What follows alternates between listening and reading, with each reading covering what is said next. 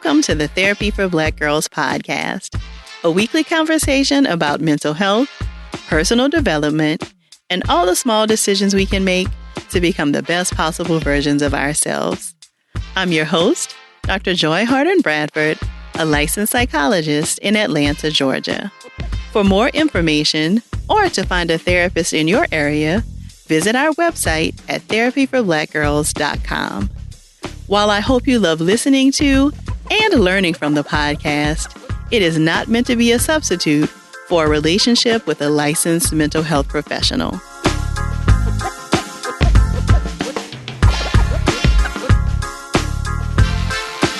Hey y'all. Thanks so much for joining me for session 146 of the Therapy for Black Girls podcast. Today we're digging into some of the challenges of being a Black woman physician. For this conversation, I was joined by Dr. Tosin Odunsi.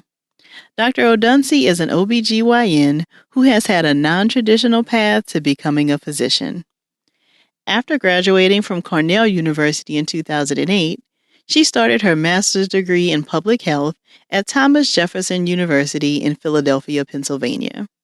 She went on to start medical school at Meharry Medical College in Nashville, Tennessee, and completed her MPH between her second and third year. Subsequently, she graduated from Meharry in 2014.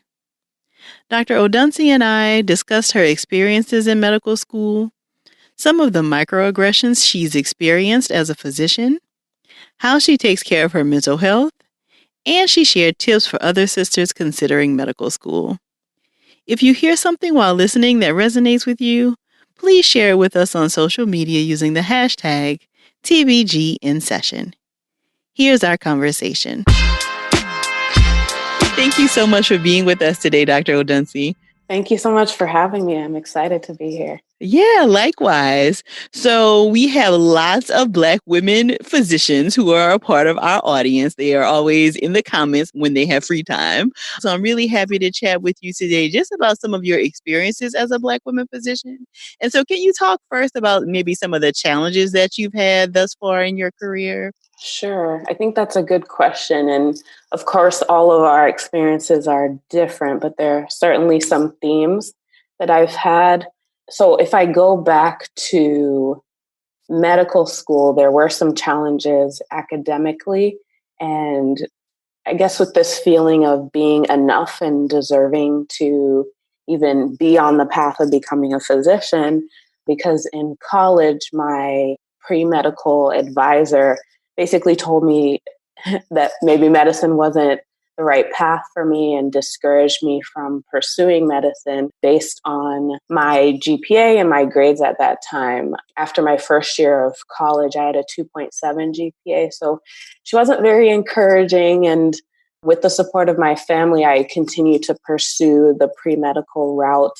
And even with academic challenges, was able to get into medical school. But there was always that feeling in the back of my mind that I didn't necessarily deserve to be here, which may be a common issue that a lot of Black physicians have, that imposter syndrome.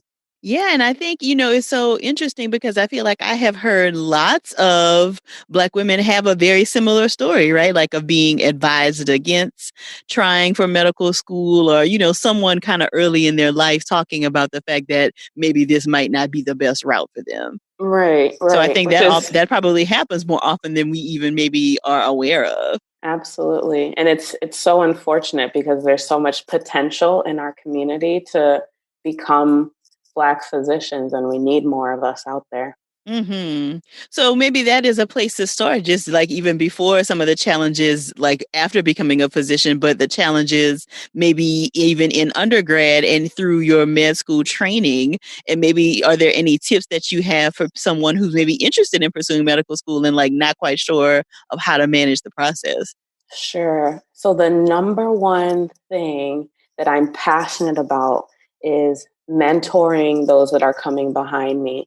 And I think it's so important to have somebody who looks like you, who's doing what you want to do. Because if you don't see it, then you may think it's unattainable or not able to be achieved. So definitely getting a mentor. And it doesn't matter if you don't know what specialty or what field, or if you don't even know if you want to become a physician, it's important to have a mentor who you can talk to about how you're feeling, what your plans are. So that would be number one. Some of the challenges that I faced during medical school and residency was I did have to repeat my board certification exams, every single one. So step one, step two, and step three. And I think that a lot of it came from personal issues going on at the time. And then also this test anxiety, just like how I talked about that feeling of not being enough from an early age.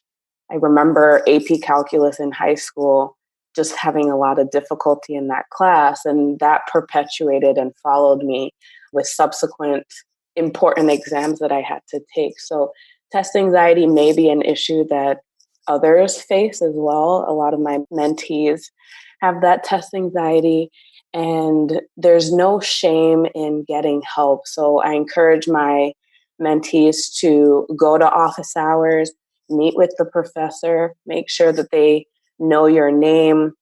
So I spent a lot of time going to my professor's office just to verbally go through concepts and topics, and they know you and they understand how hard you're trying, and they may also give tips on what they're going to ask on the exam. The third thing that I would say is to definitely have enough emotional support. My family and I were very close, so with each of the challenges that I had to face, they were my cheerleaders. They would remind me of who I am and tell me the truth when I had all these thoughts saying, no, you can't do it. So whether it's close friends or family, you need that support system, that community that will build you up when you're not feeling so great. As you're talking, I'm just listening to, because I think sometimes people think like you get to med school and then like that is the last hurdle. But clearly, there are all these additional hurdles that you kind of have to overcome en route to, becoming like a board certified physician, right? And so Right. I'm glad to hear you talking about, how you overcame the obstacles of like not passing your board exams the first time and like keeping up and continuing to try. Are there other things that you would contribute your success in kind of overcoming those hurdles beyond the support system? Like what other kinds of things really helped you to kind of get past that hurdle in your life? Right. Definitely positive self-affirmations. I had to talk to myself a lot and try and undo the brainwashing that I'd received during my training. And every day, just tell myself the truth of who I am. And it's probably within the last 1 or 2 years that I finally am firm in my beliefs, and it's nobody can tell me who I am because I'm so grounded in that. If I were to talk about issues during residency that I think are common amongst Black women, I can't speak for the Black male experience, but just navigating microaggressions and feeling like an outsider or as an other, I think that's a very important area to touch on because we don't necessarily talk about it a lot. And a lot of the feedback that I've gotten from my mentees is they just don't know how to navigate those situations because we have the stereotype, unfortunately, that we're angry Black women. So we have to, I feel like we're wearing several masks while we're in training just to be perceived as non-threatening or intelligent enough or that we are competent. So those are some themes that I've noticed as well. Mm-hmm. And you mentioned something a little earlier that I want to go back to, this idea that you needed to kind of undo the brainwashing that you Right. had experienced in training. Can you say more about that? Sure. So I think we have about 50,000 thoughts during the course of the day. And I had a lot of negative self-talk.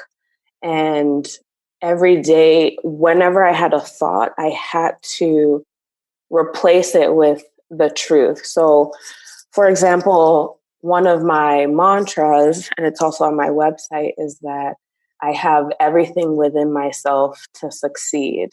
And just saying that over and over again, that I don't necessarily need to look outside of myself to accomplish my dreams and my goals, that everything I need. So the grit, the determination, the perseverance, the knowledge or the ability to acquire knowledge and all the skills that I need to be a physician, and not even just as a physician, but as a human being, they're all already inside of me. I just have to convince myself over and over again that that is the truth, that I already harbor those traits. Do you feel like there were things kind of inherent in the training that made you question like whether you were okay to do this? So a lot of us, we come into residency, we've completed medical school, so we've gotten that certification, and then we may come into residency with a culture shock of, okay, I'm the physician, I have to make those decisions. And there are just little things that happen that can discourage Black physicians on their path. I'll give an example. So if you don't fit a certain mold of the type of resident that maybe the program is looking for, it does kind of put you into a box, into this territory of maybe people seeing you as other and not trusting you initially. So I had to do a lot of work to build that trust amongst my colleagues and faculty and staff to prove that I deserve to be in training. I didn't talk about race at work, and that was very intentional because it's a sensitive topic. But I did find another Black resident who was my friend, and we were able to have those discussions about what was going on during our training. And it just seemed like a lot of things were subjective. So you could be doing fine, you're meeting all the milestones, and then it's kind of like an all of a sudden, the environment shifts and maybe somebody doesn't like you, and then they start building a case against you. And I've had several mentees tell me that same story of, I was doing fine, and then all of a sudden, things just shifted. It's an area that I had to tread lightly and navigate, because there are those repercussions that can happen if you speak up. And I think there's a lot of fear because we're in a vulnerable position. We don't have the power, and other people have our future in their hands, so to speak. And it's just a tough situation to navigate. Yeah, yeah. And that kind of leads me to another question, just thinking about, because a lot of what you're sharing are the experiences that a lot of Black women have kind of just navigating professional circles and, climbing corporate ladders and those kinds of things. And a lot of the situations we find ourselves in can actually lead to like lots of anxiety, Right. questioning yourself, and really a detriment to your mental health. But then I wonder, are you also afraid of like reaching out for help?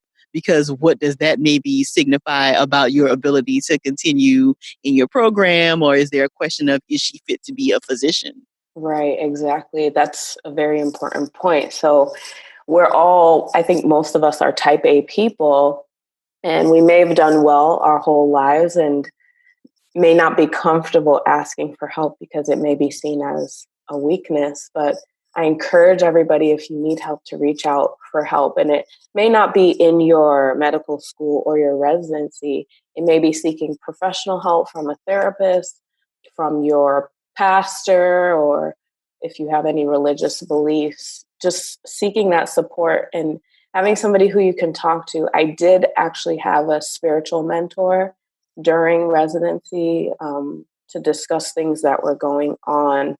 And just having that person who was on my side praying for me, that was very important in addition to my family.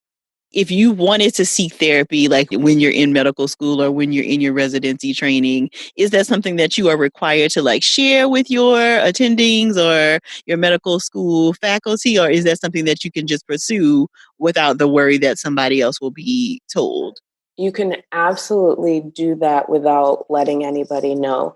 The difficulty comes with our schedule. So as an OBGYN, I was up by 5 and then probably didn't get home until 7 o'clock. So the regular hours for therapy are 9 to 5. So it's difficult to schedule that time. Mm-hmm. In medical school, it might be a little bit easier because you automatically have weekends off for the most part. Residency, you might be on call on the weekends. So there are some therapists that are open on the weekends. In addition, now that we have all this technology, there are apps that can maybe sustain you. So BetterHelp and also Talkspace are two that I would recommend. And you can be paired up with a licensed therapist and you can chat with them once a week. And I think that's important to just check in with somebody frequently and not have a reactive mindset where, okay, now I'm in such a deep, dark place. Now I'm going to seek help. It's more of a maintenance therapy. Just like if somebody had a chronic condition, they're going to take their medication for blood pressure or what have you. You're maintaining that treatment so that you are less likely to get into dark place in the future. And it also seems like there are some things just kind of inherent in the process of training to become a physician that also like don't work best with your mental health, like the long shifts, right? And the disturbances to sleep and, that kind of thing. And so it is really important to kind of be mindful of, like the impact. And of course, I mean, you're studying medicine, so you know how all of that impacts you, but it's kind of a part of what the job calls for. So what kinds of things helped you to kind of manage your mental health during that training, and what kind of suggestions would you offer to other either students or physicians in training? Sure, that's a good question. I used to be very reactive, meaning, oh man, I don't feel so great. So now I'm going to do all these things. And then I shifted my perspective to having a list. I call it my arsenal. I have a whole list of things that I can try when I'm not feeling all that great. And it's my wellness list. So listening to music, I love Afro beats and gospel music, talking to family, physical exercises at the top as well. And my spiritual health is also up there. Making sure I'm getting enough exercise during the week because you're releasing those feel-good hormones. As much sleep as I can get. If I have to have a choice between eating and sleeping, I'm going to choose sleep because when I feel rested, I know I can focus, I have the energy, and I'll worry about the food part later, it's also kind of sad, but I think that's important. Other things that I like to do is physically removing myself. So this was during training. I would go to New York City and visit my sister so that I'm not necessarily in the same city as where I'm training. It's a change of environment and interacting with people who I love and care about. That definitely reset my mood and my perspective.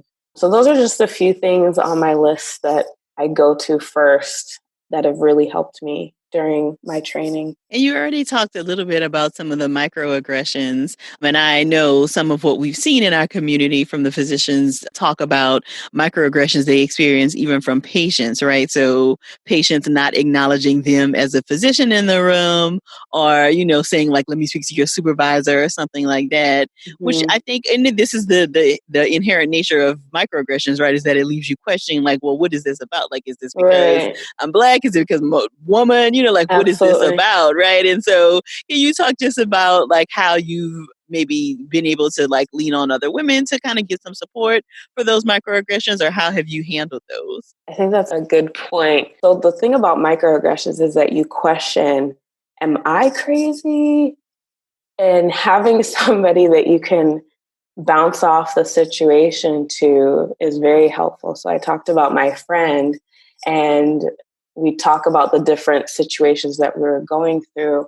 And that really helped to validate my experience and validate her experience. And then over time with Instagram, I was able to find a lot of other Black OBGYNs and other specialties that I could reach out to and also validate myself. So I think that's such a powerful tool to find other Black female physicians that look like you and are going through the same training process and you don't feel so alone. Yeah, I mean, and I'm glad that you mentioned being able to connect with people from Instagram and other social media, right? Because again, sometimes you find yourself as one of a few, or if not the only, right, in your programs. So being able to connect with other people who may have similar experiences, I think is really important. That's one of my passions. So I started in 2018, March 2018, a mentorship program that's definitely grown over the years, where I am matching women who are Black and Latinx who are pursuing a path towards being a U.S. physician with current physicians who are also Black and Latinx. So it's a huge undertaking, but I definitely feel lots of fulfillment from doing it, because a lot of people that come and talk to me on Instagram, a common theme was, I don't have a mentor. And I just think that's so unfortunate, because we have so much advice to give. And most of my advice is based on things that I didn't do correctly. And I think we have a lot of powerful tools within our community to guide those that are coming behind us. Yeah, I mean, and you were talking earlier about how, some of your mentees have expressed kind of getting to this certain place in their program and then like everything changes. And Right. my guess is that some of that is because there probably are not a lot of people who look like us making the decisions, right? And so even though, of course, all skin folk ain't kin folk, kind of like they say, right? But I do think it adds to the variety of perspectives in the room, right? And so, there are more people at the table to be able to weigh in on decisions about trainees and things like that. But if there are not a lot of people who look like us, then there's not even a chance for maybe that context to enter the situation. Absolutely. And just to give some numbers behind that, of the 1.1 million active physicians, only 2% are Black female physicians. So we're just pretty much sprinkled out there. So it's tough to find that support. But when you find it, you definitely latch on to that person, and they can make your experience a lot better. I was not aware that that number was so small. I think because, I went to Xavier, University of Louisiana. So a lot of, my classmates and colleagues are Black women and they graduated with me and now they're physicians. Right. And I'm also very intentional about like having an all Black woman medical team, but I live in Atlanta, so it's easier to do that, right? So I was not aware that that number was so small. So yeah, that does mean that there definitely are not a lot of you. And then when you do find someone who you can, have a supportive relationship, it seems like it becomes that much more critical. Right, absolutely. But I think the other part of that, though, is that because there are so few of you, then even though your heart may be in mentoring, that is an additional thing now that you're adding to all of your busy schedule, right? And so, even I've heard Black women professors in the medical schools talk about like the burden. Of course, many of them love to do it, but it is an additional thing that their colleagues are not doing that adds to the workload. Absolutely. I don't even know how many mentees I have, but between college and residency, I probably had 300 that I can kind of give a ballpark. And even there was a 3-week period recently where I had a enrollment of 250 new mentees. So it's so hard to keep up, but that need is there. It's definitely there. Mm-hmm. So are there things that you can think about in terms of like just the medical school training? Like, are there suggestions or things you've already thought like, oh, if they added these kinds of things or included this kind of stuff, it could be a better situation for Black women who are in training? This is a tough question because I'm only reflecting on what I went through. Yeah. But I think I think having maybe summits or meetings that aren't through a school or not affiliated with a school, kind of like a sister circle where we can share that knowledge without the fear of repercussions. So like an anonymous meeting. It sounds so weird, but that's the idea that I have. And that's how I meet with a lot of people, because I don't necessarily want it to be through an institution or anything. I just want to impart that knowledge so they can go out and thrive. So if there's a way of making it less like under the table, that would be great. But I think that's where we are right now, just imparting that knowledge, like pulling people to the side. Like I see another sister, she's coming behind me, and I pull her to the side and I have a talk with her. Like this is how things are. This is how things are gonna go. Like just not a warning, but just just looking letting out for people them. know, right? Like that I'm Exactly. here, that if there are things that come up that I can be a resource potentially. Exactly. Yeah. So are there not like organizations or associations that exist that would help with something like this? Like, is there like an organization of like national Black women physicians or national Black physicians or something like that? Are there organizations that exist that might be able to help with some of this that you've been a part of or know of? There certainly are. So one of the ones is SNMA, and they have frequent meetings, and it's specifically for minority students who are on their path to becoming physicians, and that's an excellent resource. Even if you go through the women's associations, I'm sure you can find people in our community within those larger organizations. A lot of it is doing your own research. And like I said before, I found people through Instagram. So even if you don't find somebody through those large umbrella organizations, using social media and connecting with people, there are a lot of mentees that I've met in person just from them reaching out to me through Instagram. So if I'm in a city that's near them, we might meet up and have a chat. But there are definitely organizations that exist, but having that organic relationship, I think it takes an extra step part of the person in training to find somebody who can really look out for them. Yeah, I mean, and all we've talked about is, or a lot of what we talked about is like having to take these extra steps, but we've also talked about like how grueling your schedule is, right? And so you can see how sometimes, people are really probably just silently struggling because they don't feel like they have the time to reach out and find all of these extra resources. Absolutely. Yeah. So are there any books or other resources that you have found particularly helpful on your journey that you'd like to share? I love all Brene Brown books. And the most recent one that I enjoyed is Braving the Wilderness, Yeah. The Quest for True Belonging and the Courage to Stand Alone. That was a very good one. The second one is called Grit, The Power of Passion and Perseverance. It's by Angela Duckworth. And then another one, another issue is setting boundaries and just being clear as to what you will and will not take. So there's a book called Boundaries, When to Say Yes, How to Say No, to Take Control of Your Life by Henry Cloud and John Townsend. So I think those three books are a good starting point for people.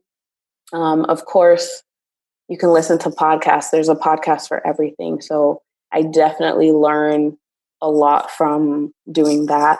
And a lot of empowerment podcasts I listen to.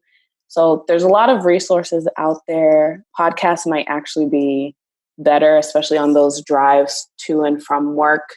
During the downtime at work, you may not be able to read a physical book. Right, but you could do like an audiobook or some of these podcasts like you're talking about. Yeah. Exactly. So I want to go back because you mentioned the boundaries, and that is not something we talked about what that looks like while you are a physician or becoming a physician, because there are a lot of demands, of course, made on your time and your resources. So what kinds of things have been helpful to you in setting boundaries? Sure. So after my intern year, I did a reflective process, and I noted that I was taking a lot of work home. So dictating and just a bunch of busy work that I would take home. So I made the decision, I'm not going to take work home unless it's an emergency. And I actually kept that through the last part of my residency training. And even now, as an attending physician, I don't take work home.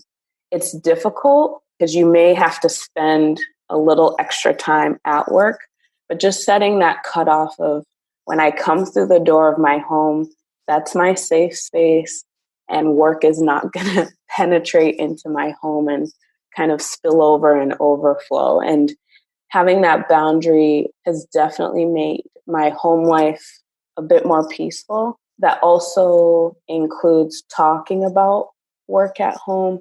It's very limited now. And some things, so if you have a difficult patient or a difficult case, that may require a little bit more time to think and reflect. But I really try not to bring that into my home. So if I were to talk to a professional about it, that would probably be a better avenue than maybe burdening family with that information. I love that you have kind of set very kind of clear cutoffs for your Right. time and like, this is what happens here. And, when you can compartmentalize like that, sometimes it definitely is easier.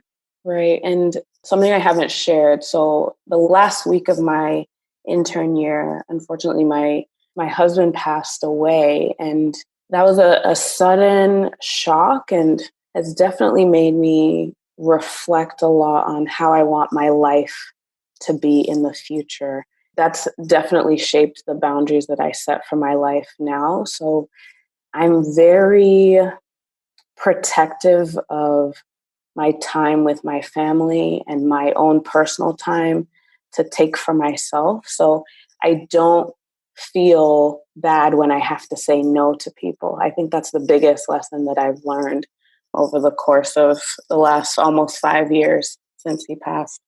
Mm-hmm. Yeah, absolutely.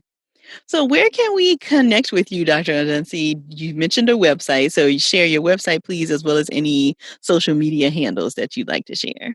Sure. The website is Life by Tosin, LifeByTosin.com. And then on Instagram, same handle, Life by Tosin. And then I do have a Twitter that I'm trying to, get with the kiddies, get with the millennials to use. And it's the same handle, Life by Tosin. So you can find me there too. Perfect. Well, thank you so much for taking time out of your schedule to chat with us. I really appreciate it. Thank you so much for having me. It's been a pleasure. I'm so glad Dr. Odunsi was able to share her expertise with us today. To learn more about her and to check out the resources that she shared, be sure to visit the show notes at therapyforblackgirls.com/session 146. And please remember to share this episode with 2 people in your circle. And don't forget to share your takeaways with us on either Twitter or in your IG stories using the hashtag TBGInSession. If you're searching for a therapist in your area, be sure to check out the therapist directory at therapyforblackgirls.com/directory. And if you want to continue digging into this topic and meet some other sisters in your area, come on over and join us in the Yellow Couch Collective, where we take a deeper dive into the topics from the podcast and just about everything else. You can join us at therapyforblackgirls.com/YCC. Thank y'all so much for joining me again this week. I look forward to continuing this conversation with you all real soon. Take good care.